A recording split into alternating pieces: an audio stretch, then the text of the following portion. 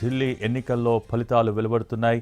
ఢిల్లీ ఫలితాల్లో బీజేపీ దూసుకు వెళ్తోంది. ప్రస్తుతం 46 స్థానాల్లో బీజేపీ అభ్యర్థులు ఆధిక్యంలో కొనసాగుతుండగా ఆప్కి సంబంధించి 24 చోట్ల ఆధిక్యంలో కొనసాగుతున్నారు అభ్యర్థులు. అయితే దేశవ్యాప్తంగా కూడా బీజేపీ కార్యకర్తలు సంబరాలు జరుపుకుంటూ ఉన్నారు. ప్రస్తుతం తెలంగాణ రాష్ట్ర కార్యాలయం వద్ద కూడా బీజేపీ నేతలు సందడి చేస్తూ ఉన్నారు కార్యకర్తలు. ప్రస్తుతం అక్కడ నుంచి మోర్ డీటెయిల్స్ అందించేందుకు మా ప్రతినిధి మహేష్ లైవ్లో సిద్ధంగా ఉన్నారు. మహేష్, ప్రస్తుతం బీజేపీ కార్యాలయం దగ్గర కార్యకర్తల సందడి ఏ విధంగా ఉంది? భోగి ఏదైతే ఢిల్లీలో బీజేపీ 27 సంవత్సరాల తర్వాత గెలిచినటువంటి నేపథ్యంలో ఈ తెలంగాణ బీజేపీ నేతల్లో కూడా హర్షం వ్యక్తమవుతుంది. ఏదైతే బీజేపీకి సంబంధించినటువంటి ఎమ్మెల్సీ ఎన్నికలపైన, తెలంగాణ జరుగుతున్నటువంటి ఎమ్మెల్సీ ఎన్నికలపైన బీజేపీకి సంబంధించినటువంటి ముఖ్య నేతలందరూ కూడా ఒక హోటల్లో సమావేశమయ్యారు. ఈ సమావేశంలో కూడా బీజేపీ ఏదైతే ఢిల్లీలో గెలిచినటువంటి నేపథ్యంలో దానిపైన చర్చ కూడా జరిగింది. ఇక ఢిల్లీలో గెలిచాం, అదే ఊపితో ఇక్కడ ఉన్నటువంటి ఎమ్మెల్సీ ఎన్నికల్లో కూడా గెలవాలి అనేటువంటి ఒక ఆశాభావాన్ని కూడా వ్యక్తం చేయనటువంటి నేపథ్యం. కిషన్ రెడ్డి గారు కూడా ఈ సమావేశంలో మాట్లాడారు.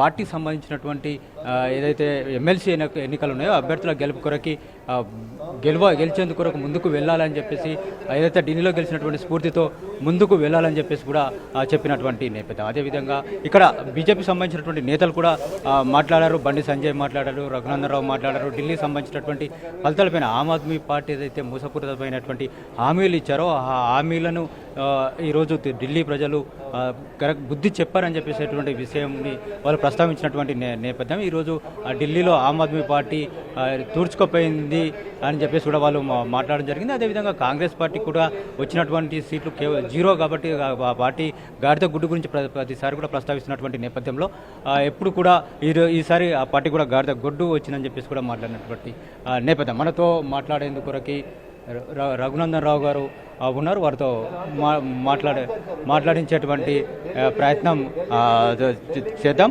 ఏదైతే రఘునందన్ రావు ఇప్పటి వరకు మహిళతో మాట్లాడుతూ కూడా ఆయన ఏదైతే ఢిల్లీలో జరిగినటువంటి ఎన్నికలు కావచ్చు, అక్కడ వచ్చినటువంటి ఫలితాలు కావచ్చు, అవే ఫలితాలు తెలంగాణలో కూడా వస్తాయనేటువంటి విషయాన్ని చెప్పినటువంటి నేపథ్యం. మనతో రఘునందన్ రావు గారు ఉన్నారు, వారిని అడిగి తెలుపు. సార్ చెప్పండి, 27 సంవత్సరాల తర్వాత ఢిల్లీలో ఈరోజు బీజేపీ అధికారంలోకి వస్తున్నటువంటి నేపథ్యం. సో చాలా సంతోషంగా ఉంది. దాదాపు 3 దశాబ్దాలుగా పార్టీ కోసం కష్టపడి అనేక అవస్థలను ఎదుర్కొన్నటువంటి కార్యకర్తలందరూ కూడా సమిష్టిగా ఈసారి గెలవాలి, నవార్ నెవర్ అనే రీతి లోపల జరిపినటువంటి పోరాటానికి ఫలితం నరేంద్ర మోడీ గారి వ్యూహానికి ఈ ఎన్నికలు ఒక నిదర్శనంగా భావిస్తూ ఉన్నాం. చాలా సంతోషంగా ఉంది ఢిల్లీ గెలవడం అనేది. అంటే ఎప్పుడు కూడా బీజేపీ ఇప్పటివరకు ఈడీ, సిబిఐని మాత్రమే ఉపయోగించుకుంది, ఈసారి ఎలక్షన్ కమిషన్ కూడా ఉపయోగించుకుందని చెప్పేసి విపక్షాలు ఆరోపిస్తున్నటువంటి నేపథ్యం. ఇప్పుడు ఊర్లలో ఒక సామెత ఉంటుంది, ఆడలేక మధ్యలో ఓడింది అని చెప్పి. వాళ్ళకి ఎలక్షన్స్ పోటీ చేయడం చేతగాక, ప్రజల్ని కన్విన్స్ చేసుకోవడం చేతగాక 50% ఆఫ్ ద ఓటింగ్ శాతం వచ్చిందన్న. మాకు పోలైన వాటిలలో 50% బీజేపీకి వచ్చింది. దానికి ఎలక్షన్ కమిషన్కి ఏం సంబంధం ఉందన్న? కామన్ సెన్స్ అన్న. పార్లమెంట్ ఎన్నికలప్పుడు హైదరాబాద్లో ఉన్నాయని హైదరాబాద్లోనే ఓటేస్తాడు. అదే అసెంబ్లీకి ఎన్నికలకు వచ్చినప్పుడు హైదరాబాద్లో ఉన్నటువంటి ఆంధ్ర ప్రాంతం మా మిత్రులందరూ దాదాపు 30 లక్షలు 40 లక్షల మందో పోయి ఆంధ్రాలో ఓట్లు వేసుకుంటారు ఎమ్మెల్యే ఎలక్షన్లు అప్పుడు. కాబట్టి ఎమ్మెల్యే ఎలక్షన్లలో ఓట్లు పెరిగినాయి, పార్లమెంట్ ఎలక్షన్లలో ఓట్లు తగ్గినాయి. ఇట్లా రకరకాల కారణాలు మరి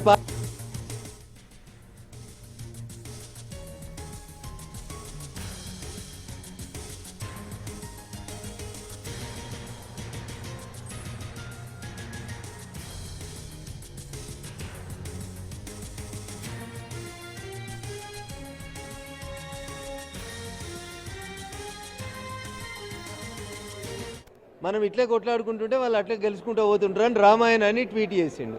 అరే వీళ్ళు అంటారు కదా, ఈడ నీ గెలవాలని లేదు కదా, ఈడ రేపు మేము గెలుస్తున్నాం 3 ఎమ్మెల్సీలు, ఈడ 3 ఎమ్మెల్సీలు మేము గెలుస్తున్నాం. ఈడ మరి టీఆర్ఎస్ మమ్మల్ని గెలిపించినట్ట? నీ క్యాండిడేట్నే పెట్టుకునే దిక్కులేక నువ్వు మా మీద ఎందుకు పడేస్తావు? నీ పని నువ్వు చేసుకో. నీకు చేతనైతే క్యాండిడేట్లను పెట్టు. నువ్వు క్యాండిడేట్లను పెట్టకున్నా ఈ 3 ఎమ్మెల్సీలు మేము గెలుస్తున్నాం. రేపు మళ్ళీ ఏం ట్వీట్ చేస్తాడు? మా టీఆర్ఎస్ వాళ్ళంతా బీజేపీని గెలిపించారని ట్వీట్ చేస్తాడా? ఎందుకట్లా మాట్లాడతావు? నీకు సంబంధం లేని చోట నువ్వు మాట్లాడడం ఎందుకు? You are nowhere concern with the Delhi elections. గల్లీలో చూసుకోబా, నీ దగ్గర 3 ఎలక్షన్స్ అవుతున్నాయి, 76 అసెంబ్లీలు, 12 పార్లమెంట్లకు సంబంధించి ఎన్నిక జరుగుతుంది. గీడ చూసుకోమన్నారు ఆయన. ఢిల్లీలో కాంగ్రెస్ ఓట్లు చీల్చడం మూలానే ఈరోజు బీజేపీ గెలుస్తుందని చెప్పేసి కూడా ప్రచారం చేస్తున్నారు అన్న. నేను అదే చెప్పిన, ఆడలేక మధ్య ఏది పడితే అది మాట్లాడతారన్న. దానికి ఎవడేం చేస్తాడు చెప్పు? మేము వద్దనమా? కాంగ్రెస్ ఆమ్ ఆద్మీ పార్టీ పొట్టు వెతుకుంటే మేము వద్దనమా? మేమేమైనా వాళ్ళిద్దరి మధ్యలో కొట్లాట పెట్టినామా? నీ సంసారం నీకు చేసుకునే తెలివి లేక, మేము గెలిస్తే మా గెలుపుని అభినందించే కనీస ధర్మం లేక ఎట్లా మాట్లాడతారు మీరు ఇట్లా? మేము వద్దని మహారాష్ట్రలో మహాగఠబంధన్ పెట్టుకుర్రు, ఇద్దరు కాదు ముగ్గురు నలుగురు ఐదుగురు కలిసి పెట్టుకుర్రు. ఏమైందన్న? ప్రజలు వద్దనుకున్న తర్వాత అది మహారాష్ట్రలో అయినా హర్యానాలో అయినా ఢిల్లీలో అయినా రేపు మాపో తమిళనాడులో అయినా ఇంకొక దగ్గర అయినా ప్రజలు మాకు ఓటేయాలని అనుకున్నప్పుడు మీరేం చేస్తారన్న దానికి? ఎవరేం చేసేది లేదు. అట్లా తెలంగాణలో పార్లమెంట్ ఎన్నికలు జరిగినప్పుడు మీలాంటి మిత్రులు అందరూ చెప్పారు, మెదక్లో హరీష్ రావు ఉన్నాడు, మెదక్లో చంద్రశేఖరరావు ఉన్నాడు, తెలంగాణలో 17 టీఆర్ఎస్ ఒకటి గెలుస్తుందని. కానీ మా మెదక్ వాళ్ళు అనుకున్నారు వీళ్ళని బండే కొట్టాలనుకుని నాకు ఓటేసారు. ఆపినవా నన్ను నువ్వు? మరి ఈడెవరు గెలిపించిరా? నన్ను కేటీఆర్ గెలిపించిండా? టీఆర్ఎస్ వాళ్ళంతా నాకు ఓట్లేసి గెలిపించిరా? కాబట్టి పార్టీకి ఓటర్లు ఉండరన్న. పార్టీకి ఉండే ఓటర్లు నాట్ ఈవెన్ 10%. మిగతాదంతా ప్రజలు ఆ పార్టీ మేలు చేస్తుందని భావించినప్పుడు ఆ పార్టీకి అధికారం ఇస్తారు. అంతేగాని ప్రజలు ఇటుకెళ్ళి అటు షిఫ్ట్ అయ్యారు, అటుకెళ్ళి ఇటు షిఫ్ట్ అయ్యారు. ఇవి టీవీ ఛానళ్ళలో కూర్చొని ఏసీలలో మాట్లాడేటోళ్ళకి మంచిగా ఉంటాయన్న లెక్కలు. 2+2 4 అవుతుంది, 2 × 2 కూడా 4 అవుతుంది అని ఎప్పుడు అట్లా లెక్కేసినా అట్లా లెక్క కుదరదన్న. ఢిల్లీలో కాంగ్రెస్ నేతలు, తెలంగాణ కాంగ్రెస్ నేతలు కూడా ప్రచారం చేశారు. సీఎం కూడా వెళ్ళి ప్రచారం చేసినటువంటి నేపథ్యం ఇక్కడ ఏవైతే గ్యారంటీలను అమలు చేస్తున్నామో ఈ గ్యారంటీలను ఢిల్లీలో కూడా అమలు చేస్తామని చెప్పినటువంటి పరిస్థితి అయినా కూడా కాంగ్రెస్ వైపు ప్రజలు మొగ్గు చూపినట్టు కనిపిస్తుంది. ఎందుకంటే ఇక్కడ అమలు అయితలేవు కాబట్టి, ఇక్కడ వాళ్ళు అమలు చేస్తామని చెప్పినటువంటి పథకాలను ఇక్కడ అమలు చేస్తలేరు కాబట్టి. మహారాష్ట్రలో ఈయన పోయి ప్రచారం చేస్తే గదే రిజల్ట్ వచ్చింది. ఢిల్లీలో ఇంకొంచెం ఆయన ఇష్టమైన పదం కదా, పెద్దది గాడిద గుడ్డు వచ్చింది, గాడిద గుడ్డు వచ్చిందని. అదే గాడిద గుడ్డుని ఢిల్లీ ప్రజలు తెలంగాణ ముఖ్యమంత్రి గారికి ఇచ్చారు. తెలంగాణలో కూడా అంటే 27 సంవత్సరాల తర్వాత ఢిల్లీలో బీజేపీ అధికారంలోకి వచ్చింది. కానీ తెలంగాణలో మాత్రం బీజేపీ అధికారంలోకి వస్తుందని చెప్పేసి మీరు అనుకుంటున్నారా? అంటే గతంలో వస్తుందని చెప్పేసి ప్రచారం జరుగుతుంది తప్ప బీజేపీ మాత్రం ఈ తెలంగాణలో అధికారంలోకి వచ్చేటువంటి పరిస్థితి అయితే కనిపిస్తుంది. ఇప్పుడు జరగబోతున్నటువంటి 3 ఒక గ్రాడ్యుయేట్ అండ్ టీచర్స్ ఎమ్మెల్సీలు గెలిచిన తర్వాత మీలాంటి వాళ్ళందరూ చెప్తారు తెలంగాణలో కూడా బీజేపీ అధికారంలోకి వస్తుందని. వస్తుంది తప్పకుండా. ఎన్నికలు ఎప్పుడు వచ్చినా ఇక్కడ అధికారంలోకి వచ్చేది భారతీయ జనతా పార్టీ. ఢిల్లీ ఎన్నికల ఫలితాలు తెలంగాణ ఎమ్మెల్సీ ఎన్నికలపైన పడేటువంటి అవకాశం ఉందని చెప్పేసి మీరు అనుకుంటున్నారు? ఉంటుంది కదా, నాకు వైట్ నేచర్గా చదువుకున్న వాళ్ళు, మధ్యతరగతి కుటుంబాలు, ఇన్కమ్ ట్యాక్స్ వేవ్ ఆఫ్ అయిన వాళ్ళు, ఇట్లాంటి వాళ్ళందరూ కూడా ఖచ్చితంగా మా వైపే మొగ్గు చూపుతారు. దానివల్ల ఎన్నికల ఫలితాల లోపల మార్పు వస్తుంది.